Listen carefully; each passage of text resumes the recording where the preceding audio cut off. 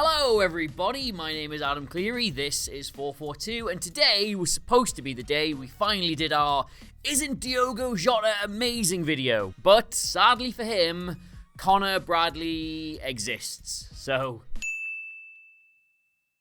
Right, so Liverpool fans, that was a lot of fun. The young fullback only played 69 minutes, nice, and got himself 2 assists and a goal, and as like first Premier League starts go, yeah, it's not bad that. Now obviously, first and foremost, the main reason he was so good was just because he was so good, but it was also helped by the fact that Chelsea turned up at Anfield and just were a total mess. They lined up in their usual 4-2-3-1, Cole Palmer up top, so they didn't have a recognised centre forward. And if you are going to Anfield to play a team of Liverpool's quality, there's sort of like 2 things you can do. Either you can deny them space by sitting really deep and compact and not letting them play through you and not giving them easy opportunities to make things happen in dangerous areas. Or instead of denying them the space, you can deny them the time by pushing really far up, by getting really aggressive in the press, by not letting them build out from the back. It's kind of, those are your only 2 options really. And what Chelsea did was neither of those things, or rather both of them, just badly. They did push right the way up. They had a really high line, which implied they were going to be aggressive and on the front foot, but then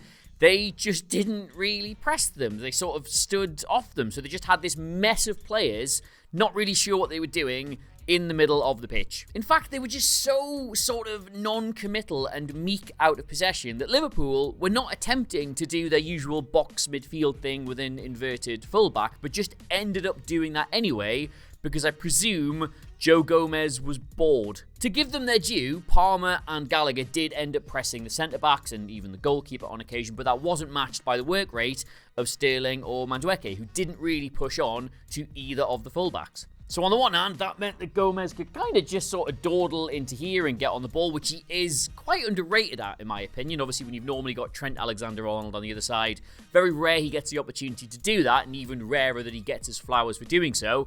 But he is really good on the ball, and he had a lot of fun there. Like, it wasn't a massive contribution or anything, but if we just overlay his passes, you can see that he was down the left every now and then, but he did also just wander into the middle and help to tick things over. But we're not here to talk about Joe Gomez, are we? We're here to talk about Conor Bradley. And if Gomez was having a little bit of fun on the left-hand side, because of Chelsea's just sort of refusal to make his life difficult, Conor Bradley had like his 16th, 18th, 21st, 30th and engagement party all in the space of about an hour. This is his heat map from that game. And yes, it is a product of Chelsea kind of allowing this to happen, but at the same time, the kid's only 20. You would have forgiven him for being a lot more conservative, for only going forward when there was really an obvious opportunity, rather than giving Ben Chilwell an absolute nightmare. And the thing is, when you think about Chilwell, he is one of the most forward-thinking left-backs in the Premier League. He's an England international. Sterling would obviously drift into the middle to allow him to bomb up the other side.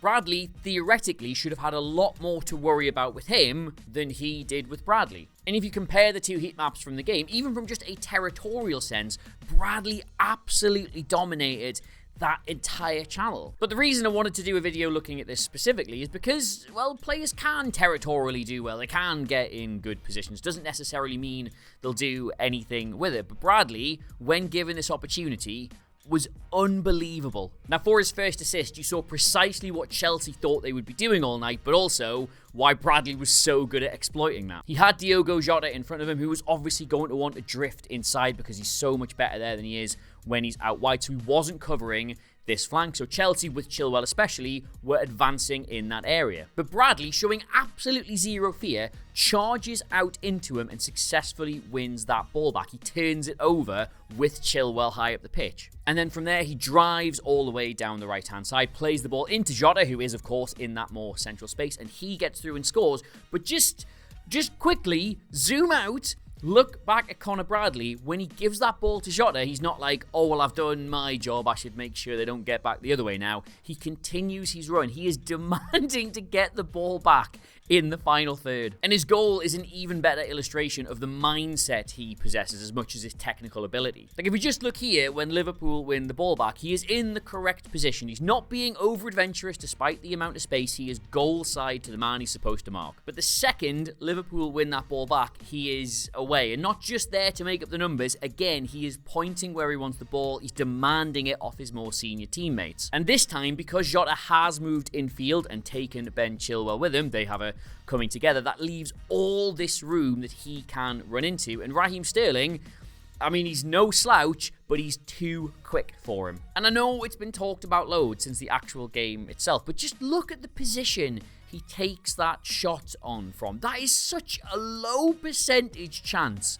Like, he's not in on goal by any stretch of the imagination. Chelsea have got back. He's got a very small part of that goal to hit, and running full pelt with defenders closing him down, it's like the unerring, arrowing finish of an experienced centre-forward. And just to go back to the build-up of that, by the way, like, it's really, really good reading of the play. Recognises that Chelsea have massively overcommitted on this side, and he is free to get in there, provided he's got the determination to get there. His second assist, Liverpool's third goal, is I think possibly the most interesting one to talk about when you look at the comparisons between him and Alexander-Arnold as well, because the Liverpool of old used to effectively play with a front five where Alexander-Arnold would end up being the furthest forward player on the right-hand side. Very similar to the position Bradley has taken up here. He's pretty much in the forward line. Jota has moved into the middle again, dragged Chelsea across, created this space on the right, and rather than just holding his position and thinking, oh, I might be able to get in there, he just goes and stands there. But the difference between him in this position and Alexander-Arnold in this position is where he receives the ball, this is where Alexander-Arnold would look to cross from. You've seen it 100 times if you're a Liverpool fan. He's got that sort of David Beckham, perfectly pitched, weighted and curved ball, which could drop either at the near post for this player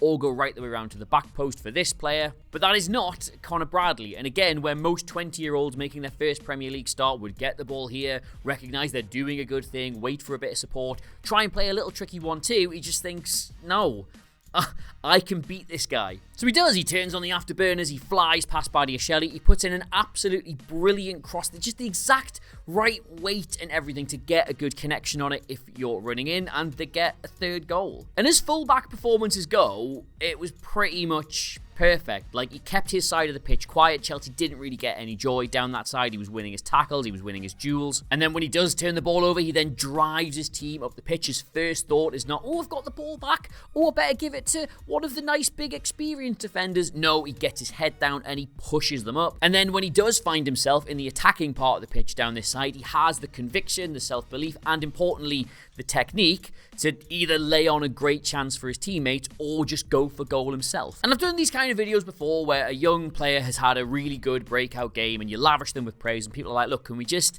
calm down here? It's like 1 or 2 performances. We don't want to get carried away. We don't want to be putting that kind of burden of expectation on them.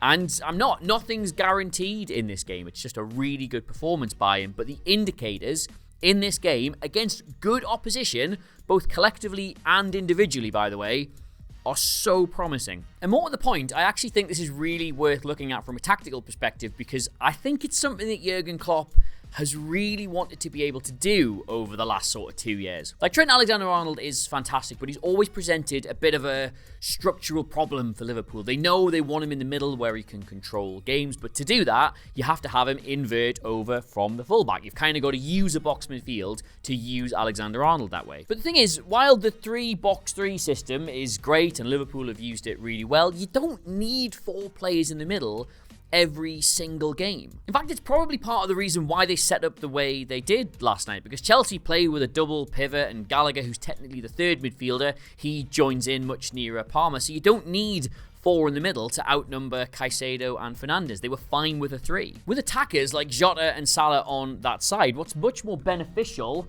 on occasion is just to have a flat back 4-3 in the middle, allow them to move closer to the attacker, and then get your width from your fullbacks. And while obviously Trent Alexander-Arnold can do that, he doesn't do it with the same sort of just drive and determination. He's not a classic flying fullback in the way Andy Robertson is, or in the way Conor Bradley is. And I think that's why 18 months ago they went out and they bought Calvin Ramsey, because you can't go and spend loads of money on a right back who's going to expect to start. That's going to be Alexander-Arnold's position. But if you've got somebody within the first team squad who you can use sparingly every now and then and play them as the situation demands, and then just stick Alexander-Arnold straight in central midfield, that's a really, really good option to have. And Jurgen Klopp, I don't know whether he's shagged a rabbit's foot or something, but just seems to have had the perfect player drop in his lap straight out of the academy. They could not wish for a player with the raw ingredients to do this better than Conor Bradley. So I do think when Mo Salah is fit again, you will see Liverpool set up in this kind of system, with Alexander-Arnold deployed in the middle, possibly even allowing McAllister to play further forward, and then this guy here. Not all the time, of course, because if Liverpool can play a box, then that's really beneficial against teams that will normally dominate the middle. So you'll have Alexander-Arnold there, he'll invert into the side, and you've just got this brilliant option to enable you to change the game. And if there's one thing you should have learned about Jurgen Klopp in, and I still can't believe I'm saying this, his final year at Liverpool, it's that he is the absolute master of changing games on the fly. And now Conor Bradley isn't just another tool in his arsenal to do that. He's potentially one of the best ones they've got. Do you say that? Is it? It's not a tool in your arsenal, is it? Do you have a tool in your arsenal? Tool in your box? Tool in your toolkit? What's in your arsenal? It's a weapon. You have a weapon in your arsenal. A weapon in your arsenal and a tool in your toolbox. This is possibly why none of my shelves stay up. Hey! Now, I did just mention Jurgen Klopp there, so I want to quickly say to everybody who has commented on previous videos, or even just tweeted me directly, asking, are you going to do a Xavi Alonso to Liverpool video? Because that would be fun. Yes, we are. We are currently very hard at work on that one. You can see here our man in Germany, Ed McCambridge, working all hours of the day to bring you the details and the facts we're going to need to make that really, really good. And it should be along, I'm going to say, next week. So, I don't know if that's something you'd be interested in watching. Please do consider subscribing to us here on 442. Last month, we had an unbelievable month for new subscribers, for views, for everything, and that's you guys, that's not me, that's you guys watching the stuff and sharing the stuff and telling us you like the stuff. So massive thank you. And if you'd like to suggest a video of your own, or just tell me how bad my jokes are, you can get me on Twitter at Adam Clery, Clery. The 442 socials are in the corner of the video. I would show you the magazine, but I suspect this will be a Liverpool heavy audience, and it's got Alex Ferguson on the cover, so let's not. But yes, there you go. That's the whole video. Conor Bradley, we love that for him, don't we? Well done, young sir. Talking to the superior pieces now. I'm gonna go. Bye.